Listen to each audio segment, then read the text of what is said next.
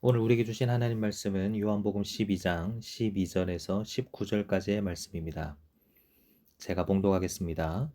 그 이튿날에는 명절에 온 큰 무리가 예수께서 예루살렘으로 오신다는 것을 듣고 종려나무 가지를 가지고 맞으러 나가 외치되 호산나 찬송하리로다 주의 이름으로 오시느니 곧 이스라엘의 왕이시여 하더라. 예수는 한 어린 나귀를 보고 타시니 이는 기록된 바 시온 따라 두려워하지 말라. 보라 너의 왕이 나귀 새끼를 타고 오신다 함과 같더라. 제자들은 처음에 이 일을 깨닫지 못하였다가 예수께서 영광을 얻으신 후에야 이것이 예수께 대하여 기록된 것임과 사람들이 예수께 이같이 한 것임이 생각났더라. 나사로를 무덤에서 불러내어 죽은 자 가운데서 살리실 때에 함께 있던 무리가 증언한지라. 이에 무리가 예수를 맞음은 이 표적 행하심을 들었음이러라. 바리새인들이 서로 말하되 볼지어다. 너희 하는 일이 쓸데없다. 보라 온 세상이 그를 따르는도다 하니라. 아멘. 하나님의 은혜와 기도의 응답이 있는 새벽 되시기를 주님의 이름으로 축원합니다. 이 시간 본문의 말씀을 가지고 십자가를 통해 만나는 참된 왕, 십자가를 통해 만나는 참된 왕이라는 제목으로 함께 하나님 말씀을 상고해 보고자 합니다. 어제 우리는 베다니에 있던 나사로의 집, 죽은 자 가운데서 다시 살아나서 다시금 생명을 누리게 된 나사로의 집에서 예수님을 위한 큰 잔치가 벌어진 것을 함께 살펴보았습니다. 그 가운데서 새롭게 생명을 얻게 된 자로서 세 명의 사람, 나사로와 마르다와 마리아가 각각 예수님 앞에서 어떤 모습을 보여주는가를 통하여 우리는 예수 그리스도 안에서 새롭게 생명을 얻은 자로서 어떻게 살아가야 하는가 하는 것을 함께 살펴보았었습니다. 이제 그 본문에 이어서 오늘 본문은 이제 때가 가까워져서 예수님께서 십자가를 지기 위해 예루살렘 성으로 들어가시는 모습이 묘사되고 있습니다. 유대인의 가장 큰 명절 중에 하나였던 유월절을 맞아서 예루살렘에는 수많은 사람들이 모여들고 있었습니다. 이때 죽은 나사로를 살려내셨다라는 예수님의 소문이 사람들 사이에 퍼져가면서 거기 모인 사람들은 흥분하기 시작합니다. 정말이냐? 그런 분이 계시단 말이냐? 그런데 12절을 보면 그분이 지금 예루살렘으로 오고 계시다라는 소식이 들려오는 겁니다. 그래서 사람들이 어떻게 반응합니까? 13절을 보니까 손에 종려나무 가지를 꺾어 들고 예수님을 환영하러 모여듭니다. 그리고 예루살렘으로 들어오시는 예수님을 향해서 열광적으로 외쳤습니다. 호산나 찬송하리로다 주의 이름으로 오시느니 곧 이스라엘의 왕이시여. 여러분 만약 우리가 이 현장에 있었다면 얼마나 가슴 벅찬 광경이었겠습니까? 드디어 예수님이 왕으로 인정을 받으시고 만 백성의 환호를 받으시는 영광스러운 장면처럼 보입니다. 그러나 이 아름다운 모습의 이면에는 아주 뼈아픈 진실이 하나 숨어 있습니다. 그것은 바로 예수님의 목적과 거기 모인 무리들의 기대가 서로 완전히 다른 곳을 향하고 있었다라는 사실입니다. 우리가 흔히 동상이몽이라고 표현을 하지요. 함께 있지만 그리고 함께 예루살렘에서 어떤 일을 할 것인지에 대한 꿈을 꾸지만 그 꿈이 서로 다르더라는 겁니다. 사실 이 무리들이 흔든 종려나무 가지는 이스라엘의 독립과 군사적인 승리를 상징합니다. 그러니까 이들이 호산나라고 부르짖은 이 소리는 자신들의 영혼을 구원해 주시기를 바라는 순수한 외침이 아니라 로마의 압제에서 자신들을 해방시키고 먹고 사는 문제를 해결해 줄 강력한 정치적 영웅을 향한 이기적인 욕망이었던 겁니다. 그들은 십자가를 지신 예수님 그분 자체를 원했던 것이 아니라 예수님의 능력을 이용해서 내 뜻과 내 소원을 이루고 싶어 했던 거죠. 이 시간 우리의 신앙을 정직하게 좀 돌아보면 좋겠습니다. 오늘 우리도 주님을 예배하는 마음으로 이 아침에 기도의 자리에 나왔습니다. 그렇다면 우리는 어떤 종려 나무 가지를 흔들고 있는가? 십자가를 지신 예수 그리스도를 내 삶의 주인으로 모셔드리기 위한 환영으로 그 종려 나무 가지를 흔들고 있습니까? 아니면 내 성공, 내 문제 해결을 위해서 예수님의 능력을 이용하기 위한 욕망으로 그 가지를 흔들고 있는가 하는 것입니다. 오늘 본문의 말씀을 통해서 예루살렘으로 들어오신 예수님이 오늘 우리에게 과연 어떤 왕으로 찾아오시는지를 함께 깨달으면서 나의 헛된 기대를 내려놓고 또 주님을 있는 그대로 모셔드리는 은혜가 우리에게 있기를 간절히 소망합니다. 먼저 첫째로 예수님은 어떤 왕이신가? 나의 뜻이 아닌 하나님의 뜻을 이루시는 왕입니다. 본문에서 무리들은 예수님을 향하여 열광적으로 환호합니다. 이때 왜 하필 이들은 종려나무 가지를 흔들었을까요? 이스라엘 역사 속에서 종려나무 가지는 특별한 의미가 있습니다. 앞서 서론에서 잠깐 말씀드린 것처럼 이것은 이스라엘의 독립과 군사적인 승리를 상징합니다. 과거 이스라엘이 이방 민족의 압제에 시달리면서 성전을 빼앗겼을 때 마카비라는 이 가문이 일어나서 적들을 몰아내고 성전을 되찾은 적이 있었습니다. 그때 이스라엘 백성들이 해방과 독립의 기쁨을 누리면서 흔들었던 것이 바로 종려나무 가지였어요. 그러니까 종려나무 가지는 그들에게 억눌린 삶을 해방시켜줄 강력한 정치적 영웅을 상징하는 것이었습니다. 게다가 호산나라는 이 외침은 원래 이제 우리를 구원하소서라는 간절한 기도입니다. 하지만 이들의 외침은 자신들을 죄에서 구원해 달라는 회개의 부르짖음이 아니었습니다. 당신의 놀라운 능력으로 저 로마 제국을 무너뜨려 주시고 우리를 구원해 달라라고 말하는 그런 외침이었습니다. 보리떡 5개로 5천 명을 먹이셨던 그 능력, 죽었던 나사로를 살리시는 그 능력으로 지긋지긋한 우리의 문제를 해결해 달라는 외침이었습니다. 그러니까 이들은 예수님이 왕이 되어 주시기를 간절히 바란 것은 사실이지만 그 왕은 철저하게 내 뜻과 소원을 이루어 줘야만 하는 그런 왕이었던 겁니다. 그런데 이런 사람들의 기대에 반해서 예루살렘으로 들어오시는 예수님의 모습은 어떠합니까? 본문 14절을 보면 예수님은 한 어린 나귀를 타고 들어오고 계십니다. 세상의 왕들이나 개선 장군들은 전쟁에서 승리하기 위해서 크고 화려한 백마를 탑니다. 사람들은 예수님이 당연히 멋진 말을 타고 위풍당당하게 입성하시기를 바랬을 겁니다. 그런데 예수님은 길가에 매여 있던 볼품없는 어린 나귀 새끼를 타셨습니다. 다 큰 어른이 조그만 나귀 새끼를 탔으니 얼마나 볼품없고 초라해 보였겠습니까? 하지만 예수님은 이 모습을 통해서 사람들의 세속적인 기대를 단호하게 거절하고 계십니다. 나는 너희들이 원하는 칼과 창을 든 정치적인 왕이 아니고 너희의 세상적인 욕망을 채워주러 온 왕도 아니다라는 것을 선언하시는 겁니다. 예수님이 이 어린 나귀를 타신 이유가 무엇입니까? 15절 말씀처럼 스가랴 9장 9절에 기록된 그 말씀을 성취하기 위함이었습니다. 사람들은 나의 뜻을 이루어 달라고 외쳤지만 예수님은 묵묵히 나귀를 타시면서 하나님의 뜻을 이루기 위한 길을 걸어가셨습니다. 칼과 무력이 아니라 철저한 낮아짐과 겸손으로 십자가의 길을 걸으면서 하나님의 뜻을 이루는 참된 평화의 왕으로서의 길을 걸어가신 것입니다. 사랑하는 성도님 여러분, 오늘 우리는 어떤 마음으로 종려나무 가지를 들고 서 계십니까? 우리는 어떤 마음으로 주님을 향하여 호산나 나를 구원하소서라고 외치고 있습니까? 혹 나의 뜻을 강요하기 위해서, 내 뜻을 이루기 위해서 주님을 부르짖고 있지는 않습니까? 이 헛된 기대가 꺾이지 않으면 우리의 신앙은 결정적인 어려움을 만나게 됩니다.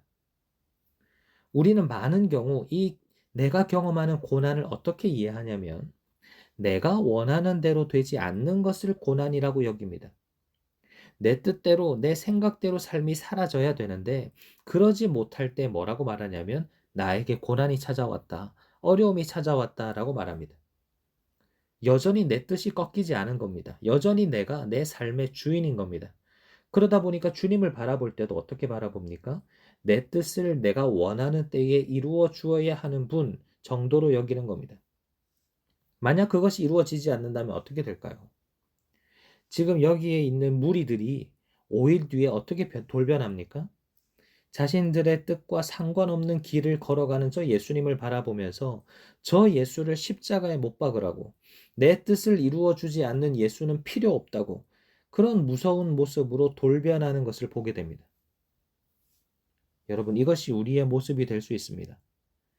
우리의 신앙은 하나님을 굴복시켜서 내 뜻을 이루어가는 신앙이 아니라 하나님의 뜻 앞에 내 굳은 뜻을 꺾는 신앙이 되어야 합니다. 그러지 못한다면, 여전히 내 뜻이 꺾이지 않는다면 우리는 예수님을 십자가에 또다시 못 박게 될지도 모릅니다. 주님은 이 땅에 내 뜻을 이루러 오신 분이 아니라 하나님의 뜻을 이루러 오신 분이다라는 것을 기억하시고, 우리 역시도 그 하나님의 뜻에 내 뜻을 내려놓으며 주님 걸어가신 길을 따라 걸어가야 할 줄로 믿습니다. 오늘 하루 하나님의 뜻을 이루시는 주님을 따라서 내 삶의 주도권을 온전히 내어드리는 우리 모두가 되시기를 주님의 이름으로 축원합니다. 둘째로, 예수님은 어떤 왕이신가? 우리 안에 하나님 나라를 세우시는 왕이십니다. 무리들이 헛된 기대를 품고 예수님을 향하여 흔들었던 종려나무 가지에는 또 하나의 오해가 숨어 있었습니다. 본문 13절 하반절을 보면 호산나 찬송하리로다 주의 이름으로 오시는 이 곧 이스라엘의 왕이시여 하더라 라고 말씀하고 있죠. 이들은 예수님을 이스라엘의 왕이라고 부르고 있습니다. 이 말이 무슨 의미겠습니까? 앞서 말씀드린 것처럼 저 로마 군대를 다 몰아내고 과거 다윗과 솔로몬 시대와 같은 영광을 회복시킬 강력한 우리나라의 왕, 이 모든 상황과 환경을 뒤집어 엎어줄 이 땅의 왕을 의미하는 겁니다. 하지만 어린 나귀를 타고 묵묵히 십자가를 향하여 걸어가신 예수님은 이 땅에 눈에 보이는 정치적인 영토를 차지하고 그 땅의 왕이 되기 위해서 오신 분이 아닙니다. 예수님은 바로 우리 마음 안에 하나님 나라를 세우기 위하여 오신 왕입니다. 과거 출애굽의 상황을 한번 생각해 보십시오. 하나님은 6월절 어린 양의 피로 이스라엘을 애굽에서 구원해 내셨습니다. 그리고 시내산에서 율법을 주심으로 하나님의 통치, 하나님의 주권을 선언하셨고, 마침내 그들을 젖과 꿀이 흐르는 가나안 땅으로 인도하셨습니다. 예수님께서 이 땅에 오신 목적도 이와 같습니다. 예수님은 십자가 위에서 참된 유월절 어린 양의 피를 흘려주심으로써 우리를 죄에서 구원해 내셨습니다. 그리고 오순절날 성령님을 우리 가운데 보내주심으로 하나님의 완전한 통치, 하나님의 다스리심을 성취하셨습니다. 그렇다면 이제 왕이신 주님이 다스리실 가나안 땅, 그 하나님의 나라가 세워질 영토가 어디일까요? 눈에 보이는 저 팔레스타인 땅일까요? 아닙니다. 바로 성령님을 모시고 살아가는 저와 여러분, 나라고 하는 존재 자체가 주님이 다스리시는 영적인 가나안 땅인 것입니다. 사랑하는 여러분, 이 사실을 우리가 깨닫는 것이 참 중요합니다. 우리는 신앙생활을 하면서도 끊임없이 무리들처럼 눈에 보이는 이스라엘, 즉 내 상황과 환경이 변화되기를 구합니다. 내 상황이 바뀌면, 조금 더 내가 돈을 벌면, 나를 힘들게 하는 저 사람이 변화되면, 그러면 내 삶에 평안이 찾아오고 하나님의 나라가 임할 것이다 라고 생각합니다. 그러나 예수님은 우리의 환경을 바꾸러 오신 분이 아니라 우리 자신을 바꾸러 오신 분임을 기억해야 합니다. 이스라엘 백성들의 가나안 땅에 들어가서 한 일이 무엇입니까? 이스라엘 백성들은 가만히 놀고 먹은 것이 아닙니다. 그 땅에 자리 잡고 있던 가나안 7 족속들과 피 흘리기까지 싸워서 그들을 몰아내고 하나님의 나라를 확장해야만 했습니다. 마찬가지로 우리는 우리의 일상 속에서 우리 안에 있는 옛자아와 끊임없이 싸워야 합니다. 시도 때도 없이 우리 안에 일어나는 혈기, 남들과 비교하며 분노하는 시기심, 끝없는 탐욕, 그리고 남에게 절대로 굽히고 싶어 하지 않는 교만과 싸워야 합니다. 그렇게 사랑하는 여러분, 이 사실을 꼭 기억하시기를 바랍니다. 우리는 감정 따라 사는 인생이 아니라 말씀 따라 사는 인생이 되어야 합니다. 내 안에 하나님의 나라를 이루며 살아가야 한다는 겁니다. 우리는 너무나 자주 내 기분과 감정을 내 삶의 우선순위에 올려놓고 살아갑니다. 내 감정이 상하면 분노하고 내 기분이 좋으면 순종하는 철저히 감정 따라 사는 인생으로 살 때가 많습니다.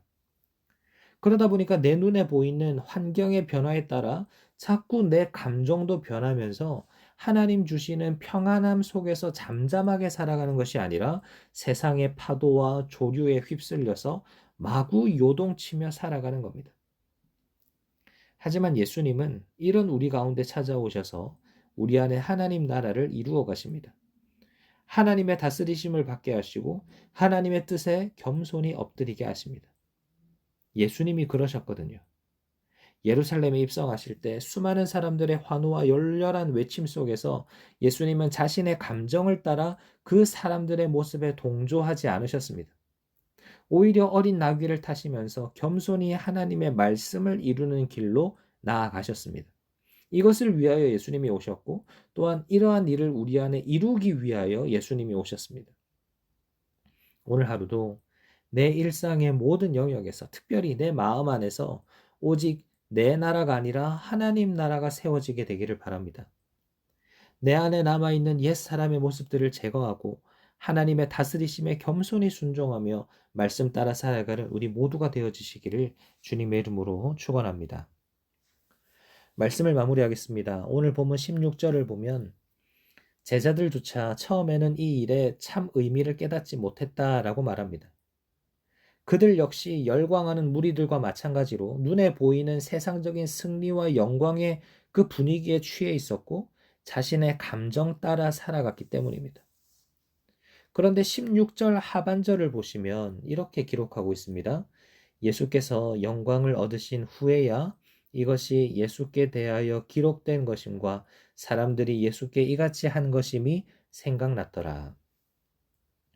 제자들은 예수님께서 십자가에서 죽으시고 부활하신 후에야 비로소 무리들의 환호가 얼마나 헛된 것이었는지, 그 나귀를 타신 예수님이 어떤 왕으로 오셨는지를 깨닫게 되었습니다. 바꿔서 말하면 참된 깨달음은 오직 십자가를 통과할 때에만 주어진다라는 겁니다. 십자가를 통해서만이 예수 그리스도가 어떤 왕이신지를 비로소 알게 된다라는 겁니다. 여러분, 우리도 마찬가지입니다. 내 욕망과 내 이기심으로 만든 종려나무 가지를 높이 들고 있을 때는 나를 찾아오신 진짜 예수님이 보이지 않습니다. 오직 십자가를 통과할 때에만, 즉 내 뻣뻣한 뜻과 고집이 십자가에서 완전히 꺾이고 부서질 때에만 우리는 비로소 하나님의 뜻을 이루러 오신 예수님을 나의 참된 왕으로 모셔드릴 수가 있는 것입니다. 오늘 이 새벽에 우리가 그토록 꽉 움켜쥐고 있던 헛된 기대의 종려나무 가지를 십자가 앞에 다 내려놓기를 바랍니다. 십자가를 통하여서 내 뜻이 아닌 하나님 아버지의 뜻이 이 땅 가운데, 특별히 내 안에, 내 삶 가운데 이루어지기를 바랍니다. 그리고 또한 십자가를 통하여 내 기분과 감정대로, 내 마음대로 사는 것이 아니라 영원히 변함없는 주님의 말씀에 나 자신을 쳐서 복종하여서 내 안에 하나님 나라를 이루어 가게 되기를 바랍니다. 십자가를 통해서만이 예수님이 어떤 왕이신지를 깨달을 수가 있고 또한 우리도 그 왕을 따라 살아갈 수가 있습니다. 오늘 하루 참된 왕이신 예수 그리스도의 다스림과 평안을 누리면서 하나님 나라를 이루어가는 저와 여러분의 삶이 되시기를 주님의 이름으로 축원합니다. 아멘. 말씀을 기억하면서 함께 기도하겠습니다. 참된 왕으로 우리에게 오신 주님, 우리가 움켜쥐고 있던 그 헛된 기대의 종려나무 가지를 오늘 이 시간 십자가 앞에 모두 내려놓게 하여 주시옵소서. 내 뜻과 고집이 십자가 앞에 온전히 꺾여지게 하시고 오직 나를 향한 그 하나님의 선하신 뜻만이 우리의 삶 가운데 온전히 이루어지게 하여 주시옵소서. 오늘 하루 우리도 일상의 자리로 나아갑니다. 내 감정 따라 살아가지 않게 하여 주시고 영원히 변함없는 그 진리의 말씀 앞에 우리가 복종함으로써 우리의 심령 가운데 참된 평안과 거룩한 하나님 나라를 이루어 가시는 그 하나님의 임재가 경험되어지는 하루가 되도록 축복하여 주시옵소서. 감사를 드리며 예수님의 이름으로 기도합니다. 아멘.